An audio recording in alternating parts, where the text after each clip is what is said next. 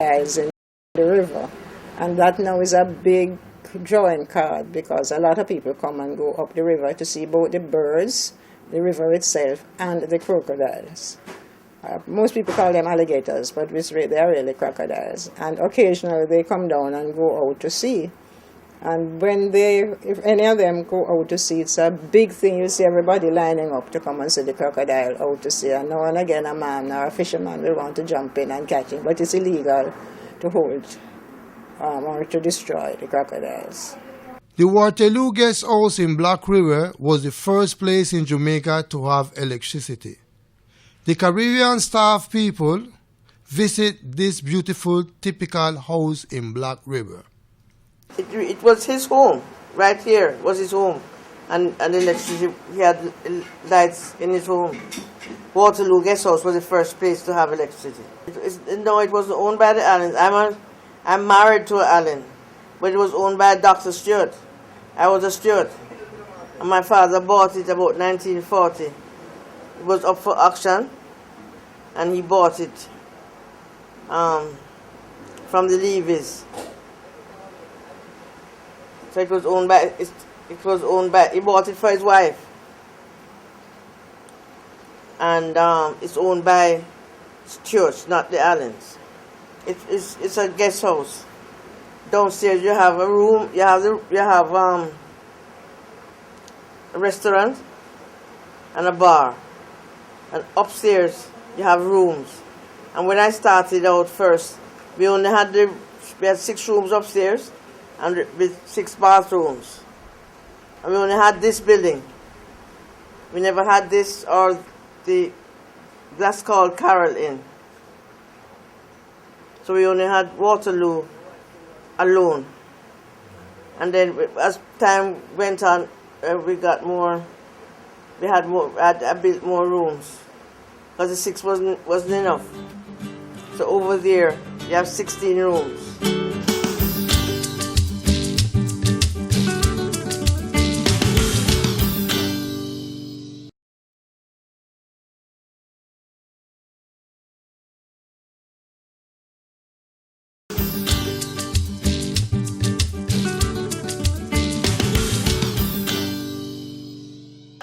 Black River, as the other places and villages of Jamaica, celebrate their annual festivities.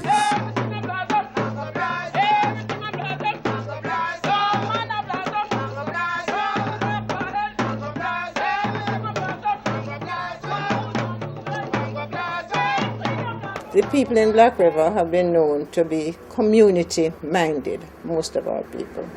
And we hope we are passing this on to our children. Well, in the old days at Christmas, for instance, we used to have the horse head, the husse, which is more an Indian custom, but which we also had some of it here. And at Christmas time, the group used to go around and it used to frighten the daylights out of the young children because when that horse head came with all its fandangos and sort of made at the children, everybody would run cawing, but it was a big thing. Husse is what it was called. There's very little of that now, but we as a nation have tried to see that a lot of these things still go on. And you will find this at other places during the Christmas time as well. Savlamar was a famous place for that too, for the husse, and then at the end of everything they would just throw these things into the sea. We try to do our part to promote the culture, Jamaica's culture. So we work in collaboration with the JCDC, that is Jamaica Cultural Development Commission. We are actually a part of their committee and we help to promote the Jamaica's cultural heritage. So in August, when we have Emancipation and Independence, there are the different festivals that go around, the popular song, gospel song, the literary arts competition, there is drama and speech and culinary arts, all of that.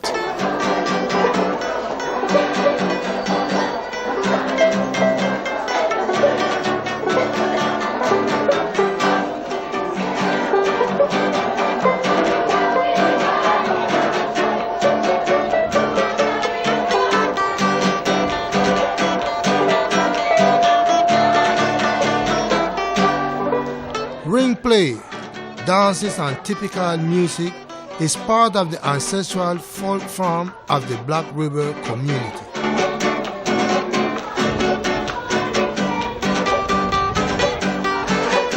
It's like every town and every village in Jamaica.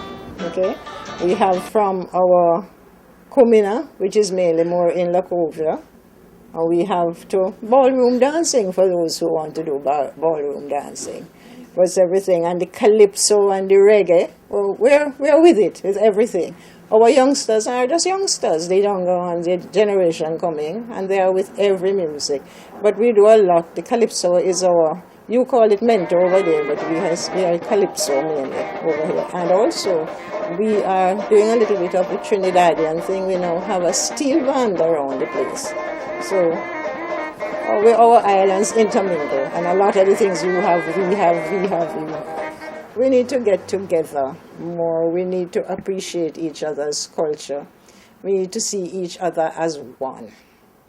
Not one little island here, one little island there. We really need to be one, because we're similar in color, we're similar in culture. Maybe we don't travel enough to each island. Maybe what we need to do is have our tourism open up more to each of the islands. And the other thing is we need to be able to go from one island to the other without visas.